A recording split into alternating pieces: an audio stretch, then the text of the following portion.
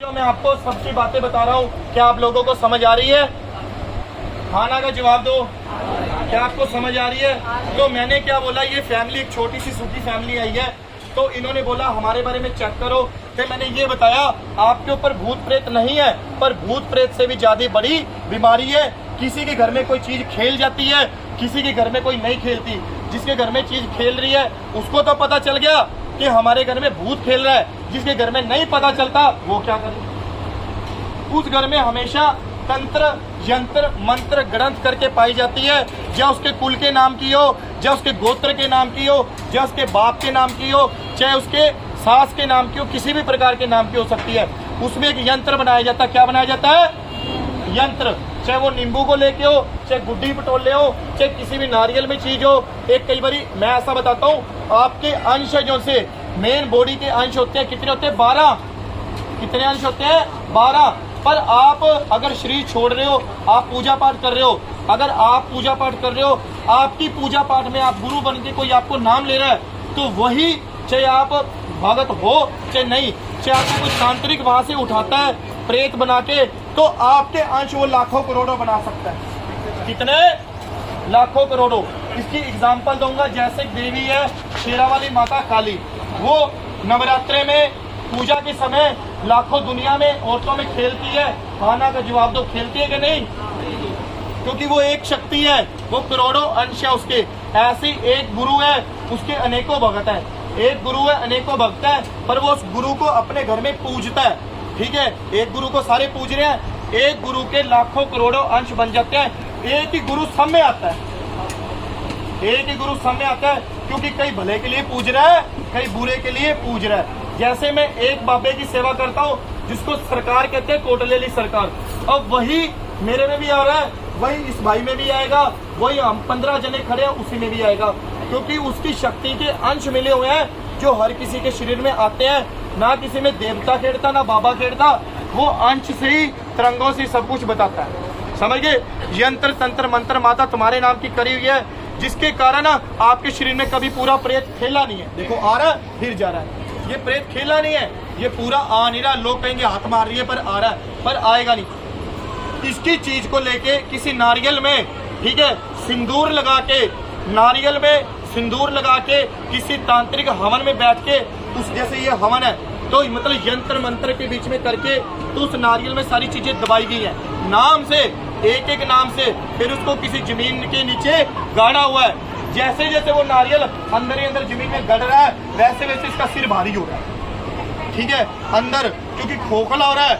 वो यंत्र क्रिया होती है। कौन सी क्रिया होती है? अरे तुम्हारे लिए, लोगों के लिए कौन सी क्रिया होती है? वो यंत्र क्रिया में कभी प्रेत खेलता नहीं है।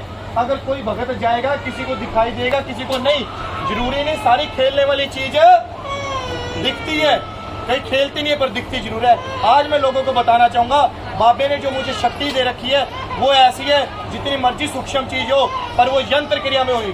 अगर आपको कोई चीज नहीं दिख रही तो आप इतना कह सकते हो उसको यंत्र क्रिया, वो यंत्र क्रिया में चीज दबाई जाती है। शरीर में दिक्कत रहती है माता, घबराहट होती है, बेचैनी होती है, दबाव पड़ता है, कभी कभी तेरे हाथ पैरों में भी कंपन होती है, मलिन विचार सबको आएंगे, गंदे सपने दिखेंगे, गलत काम होंगे। ये चीज है जो उनसे यंत्र क्रिया आपके काम में बहुत ज्यादा बाधा डाल रही है, काम में बहुत ज्यादा बाधा डाल रही है।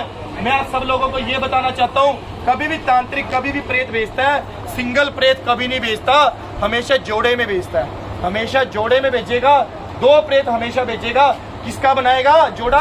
एक जनानी का, एक आदमी का, जिसको हिंदी में कहते हैं एक महिला का, एक पुरुष का। क्यों?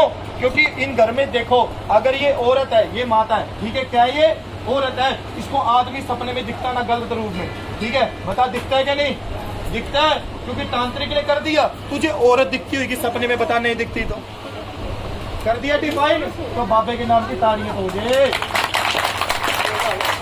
लगी समझ?